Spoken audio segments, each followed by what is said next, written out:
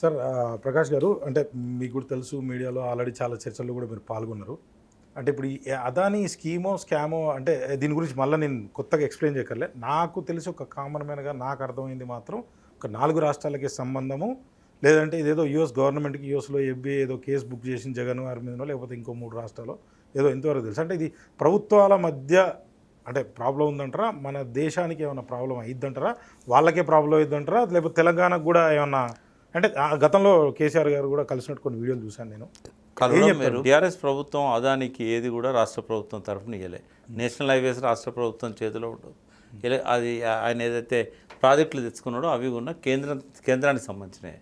ఏ ఒక్క ప్రాజెక్ట్ కూడా ఆయన అపాయింట్మెంట్ కూడా చాలాసార్లు అడిగితే రిజెక్ట్ చేశారు. ఓకే, ఎందుకంటే సింగరేణిలో తవ్వుతా పోతే బొగ్గు దొరుకుతుంది. ఎగ్జాక్ట్లీ. అదాని అన్న దగ్గర తవ్వుతా పోతుంటే స్కాములు దొరుకుతాయి. డబ్బులు స్కాములు దొరుకుతాయి. సరే, ఇప్పుడు ఒక స్కామ్ బయటపడ్డది కాబట్టి 4 రాష్ట్రాలకు సంబంధం ఉందని అన్నారు. అయితే తెలుగుగా ఏం చేసుకుంటారు అంటే చట్టాన్ని దొరకకుండా చాలా జాగ్రత్తలు పడతారు. బట్ వాళ్ళ కింద ఉన్న అధికారులు ఎక్కడో ఒకడ వ్యవస్థ ఉంటుంది కదా, వాళ్ళ మిస్టేక్ వల్ల కొన్ని బయటకు వస్తూ ఉంటాయి. అంటే మీరు అడ్వకేట్ కూడా, అంటే ఈ కేసులో జగన్ని నిజంగానే అరెస్ట్ చేస్తారా, లేకపోతే ఇంకా ఫెడరల్ రాష్ట్రాలకి ఏమైనా జరుగుతుంది? ఫెడరల్ లా ఉంటుంది కదా, ఫెడరల్ లా లేకపోతే మనకి పెట్టుబడులు రావా, ఇలాంటి చర్చ జరుగుతుంది. మీరు ఏం చెప్తారు? అంటే ఒక్కటైతే భారతదేశం పరువు తీసాడు అదని. అమెరికాలో కేసు 4 రాష్ట్రాల ముఖ్యమంత్రి ఇన్వాల్వ్ అయ్యే విధంగా ఉంది అని అంటేనే జగన్ గారికి ఏం సంబంధం లేదా మీకు తెలిసినంత వరకు? నేను ఏమంటున్నా అంటే మనకు సాక్ష్యాధారాలు, నేను అడ్వకేట్ని, అందుకే ఏ ఆధారాలు లేకుండా నేను మాట్లాడలేను. జగన్కు సంబంధం ఉందా లేదా అంటే నేను మొన్న బాలినేని శ్రీనివాసరెడ్డి గారు ఇంటర్వ్యూ చూశాను నేను. ఆయనే అందులో విద్యుత్ శాఖ మంత్రి. కరెక్ట్. ఆయన విద్యుత్ శాఖ మంత్రిగా ఆయన సంతకం పెట్టే ముందు ఆ ఫైల్ క్యాబినెట్కి పంపాడు. సంతకం పెట్టి క్యాబినెట్కి పంపాడు. క్యాబినెట్ డిసిషన్ తీసుకున్నది. ఇదే ఆధారంతో తీసుకున్నదంటే కేంద్ర ప్రభుత్వము వాళ్ళకు పంపిన ఫైల్ అది అదాని పంపిన ఫైల్ కాదు. మరి కేంద్ర ప్రభుత్వం ఫైల్ పంపినప్పుడు వాళ్ళు దాన్ని యాక్సెప్ట్ చేశారు. ఆ స్కామ్ ఎట్లయితుంది? ఇంకోటి ఆ డబ్బులు కూడా అమెరికాలో వాళ్ళకి ఏ ఆధారం దొరికిందో మనకు తెలియదు. అంటే ఇక్కడ అధికారులను ఇన్ఫ్లుయెన్స్ చేయడానికి లంచాలు ఇచ్చారని ఇట్లాంటివన్నీ ఉన్నాయి. అయితే అధికారులను లంచాలు ఇచ్చారు అని అన్నప్పుడు అధికారి లోపలికి అవుతాడు. ఎవరైతే కేంద్ర ప్రభుత్వంలో ఉన్న ఎలక్ట్రిసిటీ డిపార్ట్మెంట్ సంబంధించిన ఇంధన శాఖ కార్యదర్శి ఉన్నాడో ఆ కార్యదర్శి పంపిన ఫైల్ మీద కదా ఇక్కడ సంతకం పెట్టింది జగన్. కాబట్టి ఇంధన శాఖ కార్యదర్శి లోపలికి అవుతాడు. జగన్కి ఎట్లా పడుతుంది? అది జగన్కి ఏం సంబంధం లేదు. ఇంకోటి వాళ్ళు ఇచ్చింది కూడా అబ్నార్మల్ రేట్స్ ఏం లేవు. బయట ఒక్కోసారి 5 రూపాయలు పెట్టుకుంటున్నారు పవర్ ఒక యూనిట్. వాళ్ళు ₹2.70 ఎంతో యూనిట్ అని చెప్పి కేంద్ర ప్రభుత్వం పంపింది. అదే జగన్ మాట్లాడిన ఒక వీడియో మీకు చూపిస్తారు. ఒక్క నిమిషం మీకు టైం ఉంటే ఇది ఒక్కసారి వినండి. దాంట్లో జగన్ కూడా మాట్లాడతారు. వినండి మొత్తం వినండి. ట్రాన్స్మిషన్ ఛార్జెస్ ఉండవు. కరెక్ట్. కేంద్ర ప్రభుత్వం ఇచ్చిన ఆర్డర్ ప్రకారం జూలై 2025 లోపు కమిషన్ అయ్యే సోలార్ విద్యుత్కి దేశవ్యాప్తంగా ట్రాన్స్మిషన్ ఛార్జీలు లేవు. గుజరాత్ లో ₹99 విద్యుత్ జనరేట్ చేస్తా ఉంటే సెకీతో ఒప్పందం మీద ₹2.49 ఎందుకు చేసుకున్నాడు అని అంటాడు. What about transmission cost? ఆ ట్రాన్స్మిషన్ కాస్ట్ ఎంత తెలుసా? మరో ₹2 per unit. Sir slow down, ఒక్క నిమిషం.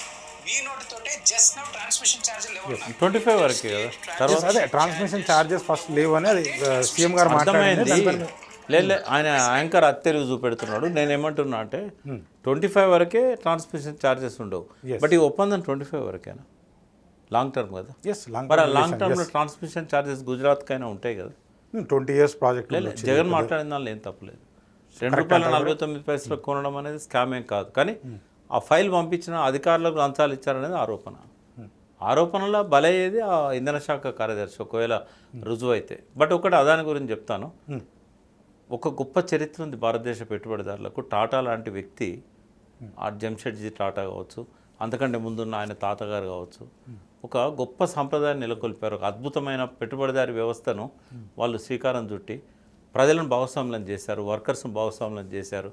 ఒక టాటాను ఒక అదానిని చూసినప్పుడు ఒక తెలంగాణ కీర్తి పతాకను ఆకాశం నుంచి పాతాళానికి అదాని తీసుకొచ్చాడు. అందులో మధ్యలో అంబానీ ఉంటాడు. ప్రభుత్వాలు ఏ వచ్చినా కూడా వీళ్ళు సేఫ్ సైడ్ ఉంటారు. రేపు మోడీ ప్లేస్లో రాహుల్ గాంధీ వచ్చినా అదానికి ఇదే గౌరవం దొరుకుతుంది. కర్మ మన తెలంగాణ ప్రజలేదు, భారతదేశ ప్రజలేదు. అంటే ఏ ప్రభుత్వాలైనా పెట్టుబడిదారులని దగ్గర తీస్తే అంటారు మీరు? దగ్గర కాదు, వాళ్ళ భుజాల మీదే ఉన్నాయి కదా. తీయాలా తీయొద్దు అంటారు మీరు? ఏం చెప్తారు? వీళ్ళు వాళ్ళ దగ్గర తీయడం కాదు, వీళ్ళ బతుకుతెరువును భవిష్యత్తును డిసైడ్ చేసేది, వీళ్ళ తలరాతలు నార్చేది అదాని అంబానీలు. మరి వాళ్ళు లేకపోతే బిజినెస్ ఎట్లా జరుగుతుంది? అసలు వాళ్ళు వ్యాపారం కనుక ఎట్లా కాదనుకుంటే జరుగుతుంది? మోడీ GDP ఎట్లా పెరుగుతుంది? మోడీ ఒక్క జీడిపిని అట్లే కదా సార్ ఏది ఈ చూసేది? దొంగ పెట్టుబడిదారులతో జీడిపి పెరిగేది. ఈ జీడిపి జీడిపి పెంచేది వీళ్ళ. కామన్ మ్యాన్ నాకేం లేదు, నా చూసి జీడిపి ఏం లెక్క వీళ్ళు జీడిపిని పెంచలేరు, వాళ్ళ ఆస్తులో స్టేట్ మెచ్చుకుంటారు. జిఎస్డిపిలు కూడా కరెక్ట్గా ఏం జరుగుతలేదు. నేను అనేది ఏంటంటే ఈ స్టేట్ జిఎస్డిపిలో అదాని పాత్ర లేదు, అంబానీ పాత్ర లేదు. కరెక్ట్. రైతుల పాత్ర ఉంది, పారిశ్రామికవేత్తల పాత్ర, ఇక్కడ లోకల్గా ఎవరైతే వెనకటి నుంచి వచ్చి నిజాం కాలం నుంచి వచ్చిన మార్వాడీస్ ఇట్లాంటి వాళ్ళ పాత్ర ఉంది. అదానీలు అంబానీలు ఎక్కడ అడుగు పెడితే అక్కడ స్కామ్లే. అదాని అంబానీ కొంచెం బెటర్, బట్ కంపేర్ చేయలేం మనం. బట్ అదాని అనేటోడు ఒక భారతదేశాన్ని పారిశ్రామిక రంగంలో పుట్టిన ఒక విశ్వవృక్షం. కూకటి వేలతో పెరికి వేయకపోతే భారతదేశాన్ని తినేస్తుంది. ప్రకాష్ గారు అయితే పెద్ద స్టేట్మెంట్ ఇచ్చారు. మరి భవిష్యత్ తరంలో ఏం జరుగుతుందో ఏం జరగదు, మన కాలం అయిపోతుంది, మన అంత్యక్రియలు అవుతాయి, ఇంకేముండదు. ఇంతకంటే ఘోరంగా తయారవుతుంది నెక్స్ట్ జనరేషన్. కాకపోతే ప్రజలు విఘ్నులు ఎప్పుడు ఎట్లా వాత పెట్టాలనో పెడతారు. రేపు రేవంత్ రెడ్డికి కరగాల్చి వాత పెట్టేది కూడా మన ఇద్దరం మాట్లాడుకుంటాం. Right sir, thank you.